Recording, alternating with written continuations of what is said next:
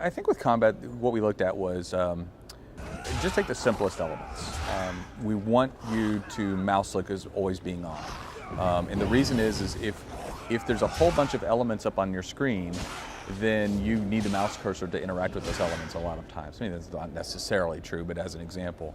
And then when you decide that, okay, now mouse click is always on, then it starts to feel right that left click is attack or right button is block, right? These things just start to kind of evolve naturally, and you start saying, okay, that's what we want to do. And then when we talk about our combat system, we say, well, you know, if you have these limited number of abilities, then how do we keep the interest up? And, you know, a lot of games will say, well, you can just add more abilities, you know, to all these different situations. But what we wanted to do was make different situations.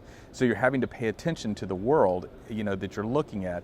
And so you have to see what monsters are doing. So that's when we started talking about how to make the monsters work together. And, you know, we had an example in the demo today where the monsters will throw down this blue oil, and then another monster will set that blue oil on fire. Now that one monster will scream at that other monster to set it on fire, and so if you're paying attention, you'll get out of that oil before you get burned up by the fire coming out, right? And so it's all a part of really making a decision that we want you looking in the world, and we want this to be reactive and almost visceral for you to fight monsters. And so, you know, hopefully when you played yesterday, you got to see a little bit of that, you know, with combat of you know, I swing my sword and this just feels better.